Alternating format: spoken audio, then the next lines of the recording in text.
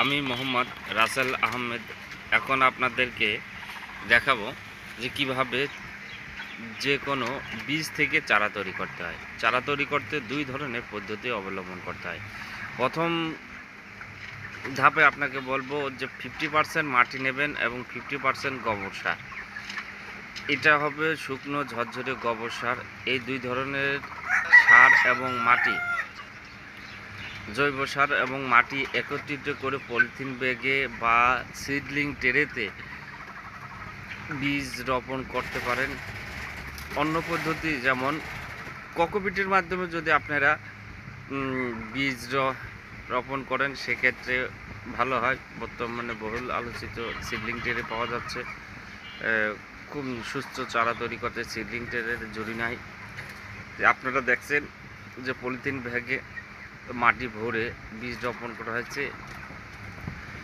এই বীজ রোপণ করার আগে আধা ঘন্টা রোদে শুকিয়ে পানিতে ভিজিয়ে রাখবেন 24 ঘন্টা এবং লাস্ট 2 ঘন্টা আপনারা কার্বনডাজিম প্রতি লিটার পানিতে 3 গ্রাম করে দিয়ে 2 ঘন্টা ভিজিয়ে রাখবেন। তারপরে টিস্যু কাপড় পানি ঝরিয়ে টিস্যু কাপড় বা টিস্যু পেপার সাথে পেঁচিয়ে হালকা সুতি কাপড় দিয়ে পেঁচিয়ে আপনারা এমন একটি পাত্রে বা যেমন খড়ের কোটা আছে এগুলোর ভিতরে ঢেকে রেখে গরম তাপের মাধ্যমে আপনারা জার্মিনেশন করে নিতে পারেন। সেই ক্ষেত্রে আপনারা অতি দ্রুত অতি দ্রুত জার্মিনেশন হয়ে যাবে। সেক্ষেত্রে আপনাদের চারা খুব ভালো হবে, বীজ গজানোর হার অনেক বেশি হবে। এইখানে আপনারা দেখতে পাচ্ছেন যে কি আমার চারা কি সুন্দর গজিয়েছে, কোনো চারা মিস যায়নি। আমি আগে থেকে জার্মিনেশন করে নিয়েছিলাম। তাই এখন আপনাদেরকে বলবো এই চারার বয়স 1 সপ্তাহ, 15 দিন হলেই এই চারা মূল জমিতে লাগানোর উপযোগী হয়ে যায়।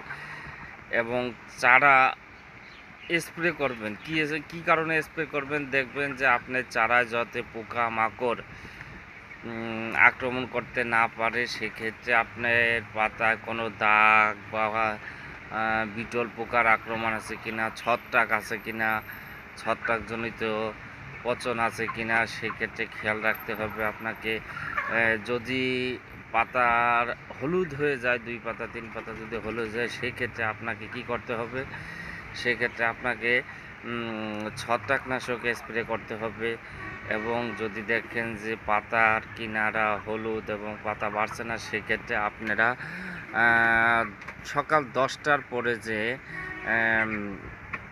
আপনারা থিওপিট প্রতি লিটার পানিতে 3 গ্রাম থিওপিট এবং প্রতি লিটার পানিতে 1 গ্রাম জিঙ্ক স্প্রে করবেন।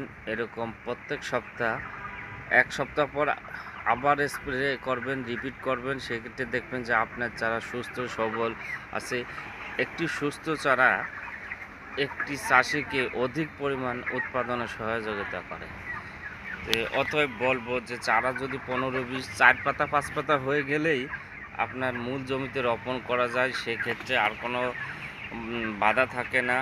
তার আগেও করা যায়, মিনিমাম 15 দিন তো অবশ্যই চারাকে সময় দিতে হবে। খুব সুন্দর চারা এবং চারাকে আপনার রোদের হাত থেকে উপরে ছাউনির ব্যবস্থা করতে হবে। ঝড় বৃষ্টির হাত থেকে পলিথিন দিয়ে ছাউনির ব্যবস্থা